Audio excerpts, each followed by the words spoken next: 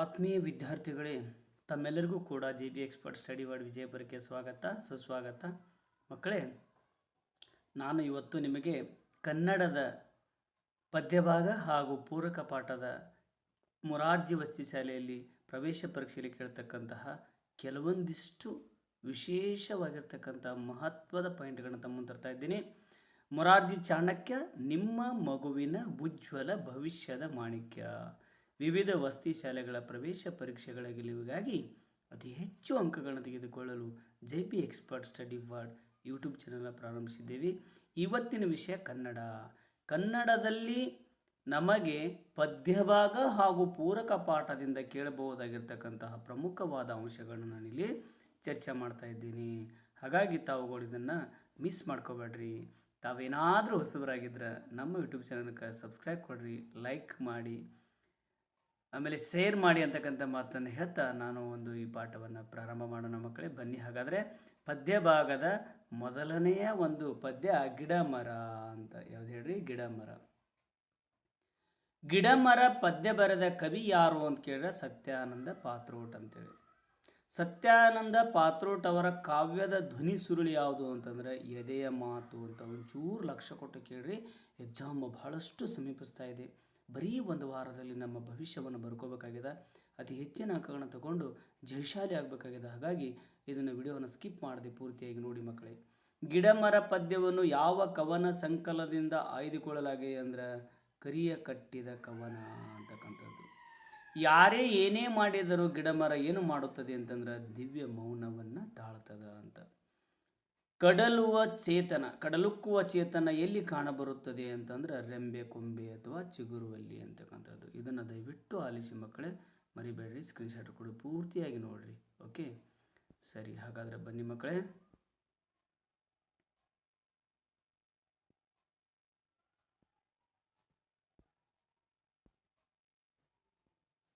ಕಡಲುಕ್ಕುವ ಚೇತನ ಇಲ್ಲಿ ಕಡಲು ಪದದ ಸಮಾನಾರ್ಥಕ ಪದ ಅಂತಂದ್ರೆ ಸಮುದ್ರ. ಅದು ಇದು ಎಣಿಸದಿರುವುದು ಯಾವುದು ಅಂತ ಕೇಳಿದ್ರೆ ಗಿಡ ಮರ ಅಂತ ನಾವಿಲ್ಲಿ ಹೇಳ್ಬೋದು. ಗಿಡ ಮರಗಳು ಹೇಗೆ ಬೆಳೆದು ಅರಳುತ್ತಿವೆ ಅಂತಂದ್ರೆ ಬಿಸಿಲು, ಮಳೆ, ಚಳಿಯ ತಡೆದುಕೊಂಡು ಬೆಳೆದಾಕತ್ತಾವ. ನೋಡ್ರಿ, ಎಲೆ, ಹೂ, ಕಂಪು, ತಂಪು, ಚೈತ್ರ, ಉರಿ, ಬೇಳೆ, ಪೇಟೆ, ಗಿಡ, ಚಿಗುರು, ರೆಂಬೆ, ಸೊಗಸ, ಮೌನ ಇಂತಹ ಪದಗಳನ್ನು ಅಕಾರದಲ್ಲಿ ಬರೀರಿ ಅಂತಂದ್ರೆ ಉರಿ, ಎಲೆ ಅಂತ ಏನು, ಕರಿದು, ಕಂಪು, ಗಿಡ, ಚಿಗುರು, ಚೈತ್ರ, ತಂಪು, ಪೇಟೆ, ಬೇಳೆ, ಮೌನ, ರೆಂಬೆ, ಸೊಗಸು, ಹೂ ಅಂತಕ್ಕಂಥದ್ದನ್ನು ಅಕಾರದಲ್ಲಿ ಬರೀಬಹುದು. ಇದನ್ನು ನೀವು ಸ್ವಲ್ಪ ಕೇಳಬೇಕು. ಇನ್ನು ಎರಡನೇದಾಗಿ ನಮಗೆ ಸಿಗ್ತಕ್ಕಂಥದ್ದು ಎರಡನೇ ಪದ್ಯ ಸ್ವಾತಂತ್ರ್ಯದ ಹಣತೆ. ನಾವು ಇಲ್ಲಿಕ್ಕಿಂತ ಮುಂಚೆ ನಾವು ತಿಳ್ಕೊಳ್ತಾಗಿರ್ತಕ್ಕಂಥದ್ದು ಅಂತಂದ್ರೆ ಹೆಚ್ಚಾಗಿ ಆ ಕವಿತೆ ಬರೆದಿರ್ತಕ್ಕಂತಹ ಕವಿಗಳ ಹೆಸರನ್ನು, ಪಾಠಗಳನ್ನು ಬರೆದಿರ್ತಕ್ಕಂತಹ ಲೇಖಕರ ಹೆಸರನ್ನು ಬಹಳಷ್ಟು ನೀವು ಇದರಲ್ಲಿ ಒತ್ತು ಕಟ್ಕೊಳ್ಬೇಕು. ಅಂದರೆ ಭಾಳಷ್ಟು ಅವೇ ಬಂದಾವ. ಸ್ವಾತಂತ್ರ್ಯದ ಹಣತೆ ಪದ್ಯ ಬರೆದ ಕವಿ ಯಾರು ಅಂತಂದರೆ KS ನಿಸಾರ್ ಅಹಮದ್. ಸದಾ ಉರಿಯುತ್ತಿರಬೇಕಾದ ಯಾವುದು ಅಂತ ಕೇಳಿದ್ರೆ ಸ್ವಾತಂತ್ರ್ಯದ ಹಣತೆ. ವೀರ ಶಕ್ತಿ ಉಳ್ಳವರು ಏನು ಮಾಡಬಲ್ಲರು ಅಂದ್ರೆ ಹುಲಿಯ ಬಾಯ ಮೇವ ಕಸಿಯಬಲ್ಲರು ಅಂತ. ಮೊಳಕೆ ಉಂಟಾದ್ದು ಹೇಗೆ ಅಂದರೆ ಬೆವರ ಹೀರಿ ಮೊಳಕೆ ಉಂಟಾದದ್ದು ಹೇಗೆ ವ್ಯಕ್ತಿಯಲ್ಲಿ ಅಂದರೆ ಬೆವರ ಹೀರಿ ಅಂತಕ್ಕಂಥದ್ದನ್ನು ನೀವು ತಿಳ್ಕೋಬೇಕು. ಹೆಚ್ಚಾಗಿ ಏನಪ್ಪ ಅಂದರೆ ನೀವು ಪದ್ಯ ಬರೆದಿರ್ತಕ್ಕಂಥ ಕವಿಯನ್ನು ಸ್ವಲ್ಪ ನೆನಪಿಟ್ಕೊಂಡ್ರೆ ಸಾಕು, ಸರಿನಾ? ಹಾಗಾದರೆ ಬರೀ ಈ ಕಡೆ ನಮ್ಮ ಗಮನ ಯಾವುದರ ಕಡೆ ಇರಬೇಕು ಅಂತಂದ್ರೆ ಸಾಧನೆಯೆಡೆಗೆ ನಮ್ಮ ಗಮನ ಇರಬೇಕು. ಇನ್ನು ವಚನಗಳನ್ನು ಸ್ವಲ್ಪ ನೋಡೋಣ. ಯಾರನ್ನು ಹಳಿಯಬಾರದು, ಯಾರನ್ನೇ ಆಗಲಿ ಅವರ ಸಮ್ಮುಖದಲ್ಲಿ ಅವರೆದುರೇ ಹಳಿಯಬಾರದು ಅಂತ. ಬಡತನಕ್ಕೆ ಯಾವ ಚಿಂತೆ ಅಂದರೆ ಅಕ್ಕಮಾದೇವಿ ಹೇಳ್ತಾರ, ಒಂಬುವ ಚಿಂತೆ. ಲೋಕದಲ್ಲಿ ಸ್ತುತಿ ನಿಂದನೆಗಳು ಬಂದರೆ ಹೇಗಿರಬೇಕು ಅಂದ್ರೆ ಕೋಪ ತಾಳದೆ ಸಮಾಧಾನ ಹೇಗಿರಬೇಕು ಅಂತ. ಎಂತಹ ಭಕ್ತಿಯಿಂದ ದ್ರವ್ಯದ ಕೇಡಾಗುತ್ತದೆ ಅಂದರೆ ಗೌರವದ ಭಕ್ತಿ ಇರಬಾರದು ಅಂತ. ಅಂಬಿಗರ ಚೌಡಯ್ಯನವರ ಅಂಕಿತನಾಮ ಅಂಬಿಗರ ಚೌಡಯ್ಯ. ಅಕ್ಕ ಮಹಾದೇವರ ಅಂಕಿತನಾಮ ಚೆನ್ನ ಮಲ್ಲಿಕಾರ್ಜುನ. ದಡವಿಲ್ಲದ ಭಕ್ತಿ ಒಡೆದ ಕುಂಭದಲ್ಲಿ ತುಂಬಿದಂತೆ ಸುಜಲವಾ ಅಂತೇಳಿ ಹೇಳ್ತಾರೆ. ಬೆಟ್ಟದ ಮೇಲೊಂದು ಮನೆಯ ಮಾಡಿ ಮೃಗಗಳಿಗಂಜಿಡುದಂದೆ ಅಂತಯ್ಯ ಅಂತೇಳಿ ಅಕ್ಕ ಮಹಾದೇವಿ ಹೇಳ್ತಾರೆ. ಇದನ್ನು ಸ್ವಲ್ಪ ಕೇಳ್ಕೊಳ್ರಿ, ಲೈನ್ಗಳನ್ನು ಸರಿಯಾಗಿ ಆಲಿಸ್ರಿ. ನಿಮಗೆ ಮಾರ್ಕ್ಸ್ಗಳನ್ನು ಇದರಲ್ಲಿ ಕೇಳುವ ಸಾಧ್ಯತೆಗಳಿದೆ ಮಕ್ಕಳೇ. ಓಕೆ, ಸ್ಕ್ರೀನ್ಶಾಟ್ ಕೊಡ್ರಿ. ಮೇಲಿನ ಮೇಲೆ ಪದೇ ವಿಡಿಯೋನ ಸ್ಕಿಪ್ ಮಾಡದೆ ಪೂರ್ತಿ ನೋಡಿ. ಓಕೆ, ಸರಿ. ಹಾಗಾದರೆ ಬನ್ನಿ. ಐದಕ್ಕಿ ಲಕ್ಕಮ್ಮ ಅಂಕಿತ ಇವರ ಮಾರಯ್ಯ ಪ್ರಿಯ ಯಾರು ಅಂತಂದ್ರೆ ಅಮರೇಶ್ವರ ಲಿಂಗ. ಐದಕ್ಕಿ ಲಕ್ಕಮ್ಮನವರ ಒಂದು ಯಜಮಾನನ ಹೆಸರು ಅಂತಂದ್ರೆ ಐದಕ್ಕಿ ಮಾರಯ್ಯ. ಬಿಜ್ಜಳನವರು ಬಿಜ್ಜಳ ರಾಜನ ಆಸ್ಥಾನದಲ್ಲಿ ಮಹಾದಂಡನಾಯಕರಾಗಿದ್ದರು ಅಂತ. 12ನೇ ಶತಮಾನದ ಪ್ರಮುಖ ವಚನಕಾರರು ಅಂದ್ರೆ ಬಸವಣ್ಣ, ಅಂಬಿಗರ ಚೌಡಯ್ಯ, ಅಕ್ಕ ಮಹಾದೇವಿ, ಐದಕ್ಕಿ ಲಕ್ಕಮ್ಮ, ಸಿದ್ದರಾಮಯ್ಯ, ಚನ್ನಬಸವಣ್ಣ. ಬಸವಣ್ಣವರು ಎಲ್ಲಿ ಜನಿಸಿರಂದ್ರೆ ವಿಜಯಪುರ ಜಿಲ್ಲೆಯ ಬಸವನ ಬಾಗೇವಾಡಿಯಲ್ಲಿ. ಅಕ್ಕ ಮಹಾದೇವಿ ಎಲ್ಲಿ ಜನಿಸಿರಂದ್ರೆ ಶಿವಮೊಗ್ಗ ಜಿಲ್ಲೆಯ ಶಿಕಾರಿಪುರ ತಾಲೂಕಿನ ಉಡುತಡಿಯಲ್ಲಿ. ಐದಕ್ಕಿ ಲಕ್ಕಮ್ಮ ಯಾವ ಗ್ರಾಮದವರು ಅಂದ್ರೆ ರಾಯಚೂರು ಜಿಲ್ಲೆ ಲಿಂಗಸೂರು ತಾಲೂಕಿನ ಅಮರೇಶ್ವರ ಗ್ರಾಮ. ಕ್ಷತ್ರಿಯ ವಂಶ ಯಾವುದು ಅಂತಂದ್ರೆ 4 ವರ್ಣಗಳಲ್ಲಿ ಒಂದು ಯುದ್ಧದ ದೀಕ್ಷೆಯನ್ನು ತೆಗೆದುಕೊಂಡ ವರ್ಣ ಅಂತ. ಇನ್ನು ವಂಶ ಸಂಸಪ್ತಕರು ಪರಸ್ಪರ ಶಪಥ ಮಾಡಿ ಯುದ್ಧ ಮಾಡೋದಕ್ಕೆ ನಾವೇನು ಕರೀದ್ರೆ ವೀರರು ಅಂತ ಕರಿತೀವಿ. ಹೀಗಾಗಿ ಇವುಗಳನ್ನ ಪಾಯಿಂಟ್ಸ್ಗಳನ್ನ ಸ್ವಲ್ಪ ನೋಡ್ಕೊಡ್ರಿ. ಟೈಪ್ ಮಾಡುವಾಗ ಒಂದಿಷ್ಟು ಅಕ್ಷರಗಳ ಒಂದು ಮಿಸ್ಟೇಕ್ ಆಗಿದೆ, ಅದನ್ನು ತಿದ್ಕೊಂಡು ಓದಿದರೆ ನಿಮಗೆ ಭಾಳಷ್ಟು ಅನುಕೂಲ ಆಗುತ್ತೆ. ದಯವಿಟ್ಟು ಇದನ್ನು ಸ್ಕ್ರೀನ್ಶಾಟ್ ಹಿಡ್ಕೊಂಡು ಮತ್ತೊಂದು ಸಲ ನೋಡಿರಿ. ಓಕೆ, ಬನ್ನಿ. ಹಾಗಾದರೆ ನೆಕ್ಸ್ಟ್ ಪೋಯಮ್ ಯಾವುದು ಅಂತಂದ್ರೆ ಪದ್ಯ ಬರ್ರಿ ಕನ್ನಡ ಕನ್ನಡ ಬರ್ರಿ ನಮ್ಮ ಸಂಗಡ ಅಂತಕ್ಕಂಥದ್ದು. ಎಲ್ಲೆಲ್ಲೂ ಏನೆಂದು ಉಸಿರಿರಬೇಕಂದ್ರೆ ಕನ್ನಡ. ಬಾಯಿ ತುಂಬ ಏನು ಬೇಕು ಅಂದರೆ ಕೆಲಸ ಬೇಕು, ಕೈ ತುಂಬ ಕೆಲಸ ಬೇಕು, ಬಾಯಿ ತುಂಬ ಕನ್ನಡ ಇರಬೇಕು. ನೇಸರ ಏನನ್ನು ಬಿತ್ತಬೇಕು ಅಂದರೆ ಬೆಳಕು. ಕನ್ನಡ ಕನ್ನಡ ಬರೀ ನಮ್ಮ ಸಂಗಡ. ಪದ್ಯ ಬರೆದ ಕವಿ ಯಾರು ಅಂತಂದ್ರೆ ಚಂದ್ರಶೇಖರ್ ಪಾಟೀಲ್ ಚಂಪಾ ಅಂತ ಕರಿತೀವಿ. ನೆತ್ತಿಗೊಂದು ಏನು ಬೇಕು ಅಂದ್ರೆ ಆಸರೆ. ಎದೆ ತುಂಬ ಯಾವುದು ತುಳುಕಬೇಕು ಅಂದ್ರೆ ಪ್ರೀತಿಯ ಬೆಳದಿಂಗಳು ತುಳುಕಬೇಕು ಅಂತ. ಇನ್ನು ನೆಕ್ಸ್ಟು ಪೋಯಮ್ ಯಾವುದು ಅಂತಂದ್ರೆ ಕರಡಿ ಕುಣಿತ ಅಂತ ನಾವು ಹೇಳ್ತೀವಿ. ಕರಡಿ ಕುಣಿತ ಪದ್ಯ. ಕರಡಿಯನ್ನು ಕುಣಿಸುವವನ ವೇಷಭೂಷಣ ಹೇಗಿತ್ತು ಅಂದ್ರೆ ಕೈ ಕಡಗ ಕುಣಿಗೋಲು ಕಂಬಳಿ ಧರಿಸಿದನು ಅಂತ. ಕರಡಿಯು ಕಾಡಿನಲ್ಲಿ ಏನೆಂದು ಬೆಳೆದಿದೆ ಅಂದ್ರೆ ಏನುಂಡು ಬೆಳೆದಿದೆ ಅಂತಂದ್ರೆ ಜೇನುಂಡು ಬೆಳೆದಿದೆ ಅಂತ. ಕರಡಿಯು ಏನು ಮಾಡಿದರೆ ದನಿಯು ದಾನವನ್ನು ಕೊಡುತ್ತಾನೆ, ದನಿಯು ಮನಿ ಕಾವಲು ಮಾಡಿದರೆ ಅಂತ. ಓಕೆ, ಕರಡಿಯ ಕೈ ಮುಗಿದು ಏನೆಂದು ಹಾರೈಸುತ್ತದೆ ಅಂತಂದ್ರೆ ಕುಣಿಯುವವರ ಹೊಟ್ಟೆ ತಣ್ಣಗಾಗಲಿ ಎಂದು. ಓಕೆ, ಸರಿಯಾಗಿ ನೋಡ್ಕೊಡ್ರಿ. ಮುಂದೆ ನೀವು ಇದನ್ನು ಸ್ಕಿಪ್ ಮಾಡದೆ ಪೂರ್ತಿಯಾಗಿ ನೋಡ್ರಿ ಅಂತ.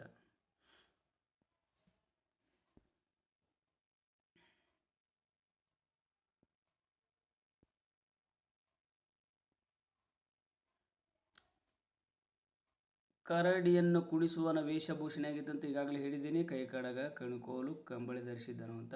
ಕರಡಿ ಕುಣಿತಕ್ಕಿಂತ ಯಾರ ಬುದ್ಧಿಯ ಕುಣಿತ ಮಿಗಿಲಾದುದು? ನರ ಮನುಷ್ಯರ ಬುದ್ಧಿ ಭಾಳಷ್ಟು ಮಿಗಿಲಾದುದು ಅಂತ. ತ್ರೇತಾಯುಗದ ರಾಮ, ದ್ವಾಪರ ಯುಗದಲ್ಲಿ ಕೃಷ್ಣ ಅಂತ. ಕರಡಿ ಕುಣಿತ ಪದ್ಯ ಬರೆದ ಕವಿ ಯಾರು ಅಂತಂದ್ರೆ ದತ್ತಾತ್ರೇಯ ರಾಮಚಂದ್ರ ಬೇಂದ್ರೆ ಅಂತ. ದ.ರಾ ಬೇಂದ್ರೆಯವರ ಕಾವ್ಯನಾಮ ಅಂಬಿಕಾತನೆಯ ದತ್ತ. ಬೇಂದ್ರೆಯವರ ಯಾವ ಕೃತಿಗೆ ಜ್ಞಾನಪೀಠ ಪ್ರಶಸ್ತಿ ಸಿಕ್ಕಿದೆ ಅಂತಂದ್ರೆ 4 ತಂತಿ. ಇನ್ನು ಮಗುವಿನ ಮೊರೆ ಅಂತಕ್ಕಂಥದ್ದನ್ನು ಸ್ವಲ್ಪ ನೋಡೋಣ. ಯಾವುದು ಉರಿಯಲಿಲ್ಲ ಆರಲಿಲ್ಲ ಅಂದರೆ ಭಾಳ ಹಣತೆ. ಯಾವುದು ಮುಳುಗಲಿಲ್ಲ ತೀರಲಿಲ್ಲ ಅಂದರೆ ಭಾಳ ನಾಮೆ. ಇನ್ನು ಸಿದ್ದಯ್ಯ ಪುರಾಣಿಕ ಕಾವ್ಯನಾಮ ಕಾವ್ಯಾನಂದ ಅಂತ. ಓಕೆ, ಅದಕ್ಕೆ ಸರಿಯಾಗಿ ನೋಡ್ಕೊಡ್ರಿ, ಕರೆಕ್ಟಾಗಿ ಸ್ಕ್ರೀನ್ಶಾಟ್ ಹೊಡ್ಕೊಡ್ರಿ, ಪೂರ್ತಿಯಾಗಿ ಮನನ ಮಾಡಿಕೊಡ್ರಿ ಮಕ್ಕಳೇ. ಓಕೆ, ನಿಮ್ಗೆ ಭಾಳಷ್ಟು ಅನುಕೂಲ ಆಗುತ್ತೆ. ಹಾಗಾದರೆ ಬನ್ನಿ. ಯಾವುದನ್ನು ನಾವು ದೇವರಲ್ಲಿ ಬೇಡಿಕೊಳ್ಳಬೇಕು ಅಂದರೆ ಜೀವನಕ್ಕೊಂದು ಗುರಿ ತೋರು ಎಂದು. ನಾವು ಏನೆಂದು ಹಾಡಿಕೊಳ್ಳಬೇಕು ಅಂದರೆ ಬದುಕಿಗೊಂದು ಅರ್ಥ ತೋರು ಎಂದು. ವಚನ ಧ್ಯಾನದ ಅನುಭವಿ ವಿರುದ್ಧಾಂತಿಕರು ಯಾರು ಅಂತಂದರೆ ಸಿದ್ದಯ್ಯ ಪುರಾಣಿಕ್. ಮಗುವಿನ ಮೊರೆ ಪದ್ಯ ಬರೆದ ಕವಿ ಯಾರು ಅಂತ ಕೇಳಿದ್ರೆ ಇವರೇ ಸಿದ್ದಯ್ಯ ಪುರಾಣಿಕ್ ಅಂತ. ಇದನ್ನು ಸ್ವಲ್ಪ ಸರಿಯಾಗಿ ನೋಡ್ಕೊಡ್ರಿ, ಸ್ಕ್ರೀನ್ಶಾಟ್ ನೋಡ್ಕೊಡ್ರಿ, ಮನನ ಮಾಡ್ಕೊಡ್ರಿ, ಆಮೇಲೆ ನಿಮಗೆ ಗೊತ್ತಾಗ್ಬಿಡುತ್ತೆ. ಸರಿ, ಆಲದ ಮರ ಎಲ್ಲಿ ಬೆಳೆದು ನಿಂತಿದೆ ಅಂತಂದ್ರೆ ಅಗಶಾಗ ಅಂತ. ರೆಂಬೆ ಕೊಂಬೆಯ ಮೇಲೆ ಯಾರು ಗೂಡು ಕಟ್ಟಿದ್ದಾರೆ ಅಂದರೆ ಹಕ್ಕಿಗಳು. ಬನ್ನಿ ನೀವು ನಮ್ಮ ಬಳಗ ಎಂದು ಯಾರಿಗೆ ಹೇಳುತ್ತಿದ್ದಾರೆ ಅಂದರೆ ವಲಸಿಗ ಹಕ್ಕಿಗಳಿಗೆ ಹೇಳುತ್ತಿದ್ದಾರೆ ಅಂತ.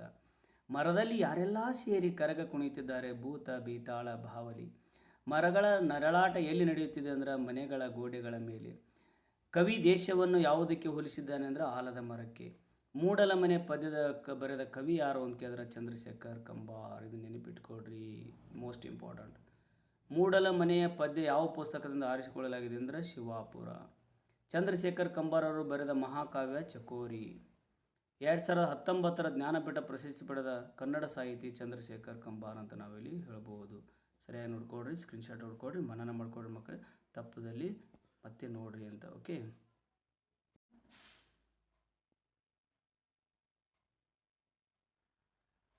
ಮರದಲ್ಲಿ ಯಾರೆಲ್ಲ ಸೇರಿ ಕರಗ ಕುಣಿತಿದ್ದಾರೆ? ಭೂತ ಬೇತಾಳ ಬಾವಲಿ. ಮರಗಳ ನೆರಳಾಟ ಎಲ್ಲಿ ನಡೆಯುತ್ತಿದೆ ಅಂದರೆ ಮನೆಗಳ ಗೋಡೆಗಳ ಮೇಲೆ. ಕವಿ ದೇಶವನ್ನು ಯಾವುದಕ್ಕೆ ಹೋಲಿಸಿದ್ದಾನೆ ಅಂದರೆ ಆಲದ ಮರಕ್ಕೆ. ಮೂಡಲ ಮನೆ ಪದ್ಯ ಬರೆದ ಕವಿ ಯಾರು ಅಂದರೆ ಚಂದ್ರಶೇಖರ್ ಕಂಬಾರ್. ಮೂಡಲ ಮನೆಯ ಪದ್ಯವನ್ನು ಯಾವ ಪುಸ್ತಕದಿಂದ ಆಯ್ದುಕೊಳ್ಳಲಾಗಿದೆ ಅಂತಂದ್ರೆ ಶಿವಾಪುರ ಅಂತ. ಚಂದ್ರಶೇಖರ್ ಕಂಬಾರರು ಬರೆದ ಮಹಾಕಾವ್ಯ ಚಕೋರಿ ಅಂತ. 2019 ಜ್ಞಾನಪೀಠ ಪ್ರಶಸ್ತಿ ಪಡೆದ ಕನ್ನಡದ ಸಾಹಿತಿ ಚಂದ್ರಶೇಖರ್ ಕಂಬಾರ್ ಅಂತ ನಾವು ಇದನ್ನು ತಿಳ್ಕೊಬಹುದು. ಸರಿಯಾಗಿ ನೋಡ್ಕೊಡ್ರಿ ಮಕ್ಕಳೇ, ಸ್ಕ್ರೀನ್ಶಾಟ್ ಹೊಡ್ಕೊಡ್ರಿ, ಮೇಲಿಂದ ಮೇಲೆ ಇದನ್ನು ನೋಡ್ರಿ. ಹಣ ವಸ್ತು ಉಚಿತವಾಗಿ ನೀಡುವವರು ಯಾರು ಅಂತಂದ್ರೆ ದಾನಿ ಅಂತ. ಸೇನೆಯನ್ನು ಮುನ್ನಡೆಸುವವ ಯಾರು ಅಂತಂದ್ರೆ ಸೇನಾಪತಿ. ಕಾಯಿಲೆಯಿಂದ ಹಾಸಿಗೆಯಲ್ಲಿ ಮಲಗಿದವ ಯಾರು ಅಂತಂದ್ರೆ ರೋಗಿ ಅಂತ. ಇಷ್ಟು ಪಾಯಿಂಟ್ಸ್ಗಳನ್ನ ಸ್ವಲ್ಪ ಸರಿಯಾಗಿ ನೋಡ್ಕೊಡ್ರಿ ಮಕ್ಕಳೇ.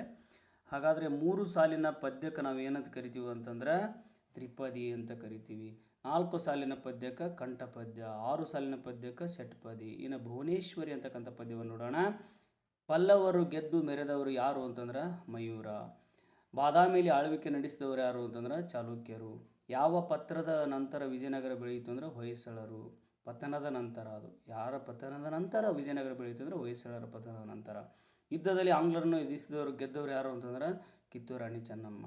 ಭಾರತ ಸ್ವತಂತ್ರ ಚಳವಳಿ ಯಾರ ನೇತೃತ್ವದಲ್ಲಿ ಬೆಳೆಯಿತು ಅಂತಂದ್ರೆ ಗಾಂಧೀಜಿ ನೇತೃತ್ವ. ವಿಶಾಲ ಮೈಸೂರಿನ ಉದಯವಾದದ್ದು ಯಾವಾಗ ಅಂತ ಕೇಳಿದ್ರೆ 1956 ನವೆಂಬರ್ 1 ಅಂತ. ಸರಿಯಾಗಿ ನೋಡ್ಕೊಡ್ರಿ ಮಕ್ಕಳು, ಸ್ಕ್ರೀನ್ಶಾಟ್ ಹೊಡ್ಕೊಡ್ರಿ, ತಪ್ಪದೆ ಮನನ ಮಾಡಿಕೊಡ್ರಿ. ನಮ್ಮ ನಾಡಿನಲ್ಲಿ ಯಾವುದು ಗೆಲ್ಲಬೇಕು ಯಾವುದು ಬಾಳಬೇಕು ಅಂದರೆ ಕನ್ನಡ. ಭುವನೇಶ್ವರಿ ಪದ್ಯ ಬರೆದ ಕವಿ ಯಾರು ಅಂತಂದ್ರೆ BV ಸತ್ಯನಾರಾಯಣ ರಾವ್ ಅಂತ. BV ಸತ್ಯನಾರಾಯಣ ರಾವ್ ಅವರ ಅಂಕಿತ ಯಾವುದು ಅಂತ ಕೇಳಿದ್ರೆ ವಿಠಲ ಅಂತ. ಓಕೆ, ಇನ್ನು ಪೂರಕ ಪಾಠಗಳನ್ನ ಸ್ವಲ್ಪ ನೋಡೋಣ. ಕಾಮನ ಬಿಲ್ಲು ಅಂತ. ರವಿಯು ಯಾವ ದಿಕ್ಕಿಗೆ ಹೊರಟನು ಅಂತಂದ್ರೆ ಪಡುವಣ ಅಂದರೆ ಪಶ್ಚಿಮ ದಿಕ್ಕಿಗೆ. ಕಾಮನ ಬಿಲ್ಲು ಎಲ್ಲಿಂದ ಎಲ್ಲಿವರೆಗೆ ಆವರಿಸಿದೆ ಅಂದರೆ ನೆಲದಿಂದ ಮುಗಿಲದವರೆಗೆ. ಕಾಮನ ಬಿಲ್ಲಿನ 7 ಬಣ್ಣಗಳು ಕಿತ್ತಳೆ, ಕೇಸರಿ, ಹಳದಿ, ಕೆಂಪು, ನೀಲಿ, ಕಂದು, ನೇರಳೆ ಅಂತ. ಕಾಮನ ಬಿಲ್ಲು ಯಾವಾಗ ಮರೆಯಾಯಿತು ಅಂದರೆ ಸೂರ್ಯ ಮುಳುಗಿದಾಗ. ಕಾಮನ ಬಿಲ್ಲು ಯಾವಾಗ ಮೂಡುತ್ತದೆ ಅಂತಂದ್ರೆ ಸೂರ್ಯನ ಬಿಸಿಲಿನಲ್ಲಿ ಮಳೆ ಬಂದಾಗ ಅಂತ. ಸರಿಯಾಗಿ ನೋಡ್ಕೊಡ್ರಿ, ಸ್ಕ್ರೀನ್ಶಾಟ್ ಹೊಡ್ಕೊಡ್ರಿ, ಮೇಲಿಂದ ಮೇಲೆ ಪದೇ ಪದೇ ನೋಡಿದ್ರೆ ಗೊತ್ತಾಗ್ಬಿಡತ್ತೆ. ಕಾಮನ ಬಿಲ್ಲು ಪದ್ಯ ಬರೆದವರು ಯಾರು ಅಂತಂದ್ರೆ ನಿಂಗಣ್ಣ ಕುಂಟಿ ಅಂತ. ನಾನು ಮತ್ತು ಹುಂಚೆ ಮರ ಪೂರಕ ಪಾಠವನ್ನು ನೋಡೋಣ. ಹುಂಚಿ ಹೂ ತಿನ್ನುವುದರಿಂದ ಹಲ್ಲುಗಳು ಏನಾಗುತ್ತಾವ ಅಂದ್ರೆ ಜುಮ್ ಹಿಡಿತಾವ ಅಂತ. ಓಕೆ, ಡೋರೆ ಹುಣಸೆ ಅಂದರೆ ಏನಂದ್ರೆ ಇದಕ್ಕೆ ಕಾಯಿ ಹುಣಸೆ ಅಲ್ಲ, ಹಣ್ಣು ಅಲ್ಲ, ಇದರ ಮಧ್ಯದ ಹಳದಿ ಹಸಿರು ಬಣ್ಣದ ಹುಣಸೆಯನ್ನು ನಾವು ಡೋರೆ ಹುಣಸೆ ಅಂತ ಕರಿತೀವಿ.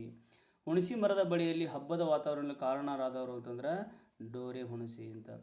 ಮೂಢನಂಬಿಕೆ ಯಾವುದು ಬಲಿಯಾಗಿತ್ತು ಅಂದ್ರೆ ಹುಣಸೆ ಮರ ಬಲಿಯಾಗಿತ್ತು, ಯಾಕಂದ್ರೆ ಅದರಾಗ ದೇವದ ಅಂತ ಹೇಳಿಬಿಟ್ಟಿದ್ರು.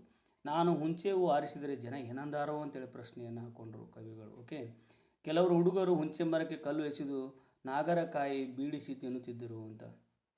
ನಾನು ತಿನ್ನಂಗಾಗಿತ್ತು ಅಂತ ಲೇಖಕರು ಕವಿಗಳು ಭಾಳ ಚಂದ ಹೇಳ್ತಾರೆ. ಓಕೆನಾ, ಸರಿ, ಹಾಗಾದರೆ ಬನ್ನಿ ಮಕ್ಕಳೇ. ಹುಂಚಿ ಮರದ ಟೊಂಗಿಗಳನ್ನು ಹಿಡಿದು ಹುಡುಗಿಯರು ಏನು ಮಾಡ್ತಿದ್ರು ಅಂದರೆ ಜೋಕಾಲಿ ಜೀಕುತ್ತಿದ್ದರು ಅಂತ. ಹುರಿದ ಹುಂಚಿ ಕಪ್ಪ ಹೆಂಗೆ ತಿಂತಿದ್ರೆ ಕುಟುಂಬ ಎಂದು ತಿಂದದ್ದು ನೆನಪಾಯಿತು ಅಂತ. ಹುಂಚಿ ಮರದಲ್ಲಿ ದೇವರಿರ್ತಾವ ಅಂತ ಹೇಳಿದ್ರಂತೆ ಯಾರು. ನಾನು ಮತ್ತು ಹುಂಚಿ ಮರದ ಪಾಠದ ಲೇಖಕರು ಯಾರು ಅಂದರೆ ಗುರುಸಿದ್ದಯ್ಯ ಹುಚ್ಚಯ್ಯ 12 ಮಠ ಅಂತ. ಓಕೆ, ಇದನ್ನು ನೆನಪಿನ ಇಟ್ಕೋರಿ. ನಾನು ಮತ್ತು ಹುಂಚಿ ಮರದ ಪಾಠವನ್ನು ಕನಕಾಂಬರಿಯೊಂದಿಗೆ ಕಂಪಿನ ಪಯಣ ಪುಸ್ತಕದಿಂದ ಇದನ್ನು ಆರಿಸಿಕೊಳ್ಳಲಾಗಿದೆ ಅಂತ. ಇದನ್ನು ಸರಿಯಾಗಿ ನೋಡ್ಕೊಡ್ರಿ, ಸ್ಕ್ರೀನ್ಶಾಟ್ ಹೊಡ್ಕೊಡ್ರಿ, ಮೇಲಿಂದ ಮೇಲೆ ನೋಡಿದ್ರೆ ನಿಮಗೆ ಗೊತ್ತಾಗ್ಬಿಡುತ್ತೆ. ಓಕೆ, ಸರಿ, ಹಾಗಾದರೆ ನನ್ನ ರಟ್ಟೆಯ ಬಲ ಅಂತಕ್ಕಂಥದ್ದು ನೋಡೋಣ. ನನ್ನ ರಟ್ಟೆಯ ಬಲ ಪದ್ಯ ಬರೆದವರು ಯಾರು ಅಂತಂದ್ರೆ ಮುದ್ದಣ್ಣ ಹಿಂಗ್ಮೀರಿ ಅಂತ. ರೈತನ ಹಂಬಲ ಯಾವುದು ಅಂತಂದ್ರೆ ಸತತ ದುಡಿಯುವುದು. ರೈತನ ನಿರಂತರ ಛಲ ಯಾವುದು ಅಂತಂದ್ರೆ ದುಡಿಮೆ ಅಂತ. ರೈತ ಯಾವುದಕ್ಕೆ ತಕ್ಕ ಫಲ ನೀಡಲೆಂದು ಆಶಿಸ್ತಾನಂದ್ರೆ ದುಡಿಮೆಗೆ ಅಥವಾ ಪ್ರಾಮಾಣಿಕತೆಗೆ. ನಾಡ ನೆಲ ಏನಾಗಲೆಂದು ರೈತ ಹಂಬಲಿಸ್ತಾನಂದ್ರೆ ತಕ್ಕ ಫಲ ಸಿಗಲೆಂತೆ. ರೈತನು ಯಾವ ಸಿರಿಯಾಗಲಿ ಎನ್ನುತ್ತಾನಂದ್ರೆ ಮಣ್ಣಿನ ಕಣವು ಸಿರಿಯಾಗಲಿ ಅಂತಾನಂತ. ಇಷ್ಟನ್ನು ಸರಿಯಾಗಿ ನೋಡ್ಕೊಡ್ರಿ, ಭಾಳ ಅದ್ಭುತವಾಗಿರ್ತಕ್ಕಂಥ ಪಾಯಿಂಟ್ಸ್ಗಳನ್ನ ನಿಮ್ಗೆ ಕೊಟ್ಟಿದ್ದೀನಿ. ಸರಿಯಾಗಿ ನೋಡ್ಕೊಡ್ರಿ, ಸ್ಕ್ರೀನ್ಶಾಟ್ ಹೊಡ್ಕೊಡ್ರಿ, ಮೇಲಿಂದ ಮೇಲೆ ನೋಡಿ ಮಕ್ಕಳೇ. ಹಾಗಾದ್ರೆ ಬರೀ ನೆಚ್ಚಿನ ಗೊಂಬೆ ಅಂತಕ್ಕಂಥ ಪೂರಕ ಪಾಠ. ಗೊಂಬೆಗಳನ್ನು ಯಾವ್ಯಾವ ವಸ್ತುಗಳಿಂದ ತಯಾರಿಸುತ್ತಾರೆ ಅಂದರೆ ಮರ, ಮಣ್ಣು, ಪ್ಲಾಸ್ಟಿಕ್, ರಬ್ಬರ್, ಪಿಂಗಾಣಿ, ಹತ್ತಿ, ಬಿದಿರು, ಕಾಗದದಿಂದ ತಯಾರಿಸ್ತಾರಂತ. ಗೊಂಬೆಗೆ ನೋವು ಆದರೆ ಮಕ್ಕಳು ಏನು ಮಾಡ್ತಾರೆ ಅಂದರೆ ಎತ್ತಿ ಮುದ್ದಾಡಿ ಸಮಾಧಾನ ಮಾಡ್ತಾರಂತ. ಹುಡುಗರು ಹಂಗೆ ಸಣ್ಣ ಗೊಂಬೆಗಳನ್ನ ತೊಗೊಂಡು ತಾವು ತಿಳ್ಕೊಂಡು ಏನು ಮಾಡ್ತಾವ ಅಂತಂದ್ರೆ ರಮಿಸ್ತಾರಂತ. ಯಾವ ಹಬ್ಬದಂತೂ ಮನೆಗಳಲ್ಲಿ ಗೊಂಬೆಗಳನ್ನು ಅಲಂಕರಿಸ್ತಾರೆ ಅಂದರೆ ದಸರಾ ಹಬ್ಬದಾಗ ನೋಡ್ರಿ ಮನೆಗಳಲ್ಲಿ ಭಾಳ ಚಂದ ಗೊಂಬೆಗಳನ್ನು ಅಲಂಕಾರ ಮಾಡ್ತಾರೆ. ಗೊಂಬೆಗಳು ಯಾವ್ಯಾವ ರೂಪದಲ್ಲಿ ಜನ್ಮ ತಾಳಿವೆ ಅಂದರೆ ಸ್ಟ್ರಿಂಗ್ ಗೊಂಬೆ, ಕೀಗೊಂಬೆ, ಕೀಲುಗೊಂಬೆ, ಯಂತ್ರಗೊಂಬೆ ಇತ್ಯಾದಿ ರೂಪಗಳಲ್ಲಿ ಅವು ಜನ್ಮವನ್ನು ತಾಳ್ಯಾವ ಅಂತ. ಸರಿಯಾಗಿ ನೋಡ್ಕೊಡ್ರಿ ಮಕ್ಕಳೇ. ಲಾಸ್ಟ್ ಪೂರಕ ಪಾಠ ಯಾವುದು ಅಂತ ಕೇಳಿದ್ರೆ ಹಿನ್ನುಡಿ. ಯಾವುದು? ಹಿನ್ನುಡಿ. ಹಿನ್ನುಡಿ ಪದ್ಯ ಬರೆದವ್ರು ಯಾರು ಅಂತಂದ್ರೆ ದಿನಕರ ದೇಸಾಯಿ. ಚುಟುಕುಗಳ ಬ್ರಹ್ಮ ಯಾರದು ಕರಿತೀವಿ ಅಂದರೆ ದಿನಕರ ದೇಸಾಯಿ. ಯಾವ ಜಂಬ ನನಗೆ ಬೇಡ ಎಂದು ಹೇಳ್ತಾರೆ ಅಂದರೆ ನನ್ನದೆಂಬ ಜಂಬ ಬೇಡ ಅಂತಾರೆ. ಯಾವುದು ಕನ್ನಡಿ ಬಿಂಬ ಅಂತಾರೆ? ನನ್ನದೆಂಬುದು. ಬೇವು ಬೆಲ್ಲದೊಳಲಿ ಏನೋ ಫಲ ಪದ್ಯ ಬರೆದ ಕವಿ ಅಂದರೆ ಪುರಂದರದಾಸರು. ಕರ್ನಾಟಕ ಸಂಗೀತ ಪಿತಾಮಹ ಯಾರು ಅಂತಂದ್ರೆ ಪುರಂದರದಾಸರು. ಪುರಂದರದಾಸರ ಅಂಕಿತ ನಾಮ ಯಾವುದು ಅಂತಂದ್ರೆ ಪುರಂದರ ವಿಠಲ ಅಂತ. ಸರಿಯಾಗಿ ನೋಡ್ಕೊಡ್ರಿ, ಸ್ಕ್ರೀನ್ಶಾಟ್ ಹೊಡ್ಕೊಡ್ರಿ. ಮೇಲಿಂದ ಮೇಲೆ ಪದೇ ಪದೇ ನೋಡಿದ್ದೇ ಆಗಿದ್ರೆ ನಿಮಗಿದು ಮನನ ಆಗತ್ತೆ ಅಂತಕ್ಕಂಥ ಮಾತನ್ನು ಹೇಳ್ತಾ, ದಯವಿಟ್ಟು ವಿಡಿಯೋನ ಸ್ಕಿಪ್ ಮಾಡಬೇಡಿ. ತಾವೇನಾದರೂ ಹೊಸಬರಾಗಿದ್ದರೆ ನಮ್ಮ ಯೂಟ್ಯೂಬ್ ಚಾನಲ್ಗೆ ಲೈಕ್ ಕೊಡಿ, ಶೇರ್ ಮಾಡಿ, ಕಮೆಂಟ್ಸ್ ಮಾಡಿ ಅಂತಕ್ಕಂಥ ಮಾತನ್ನು ಹೇಳ್ತಾ, ಇದು ಅದ್ಭುತವಾಗಿರ್ತಕ್ಕಂತಹ ಪದ್ಯಭಾಗ ಹಾಗೂ ಪೂರಕ ಪಾಠ ಆಗಿತ್ತು.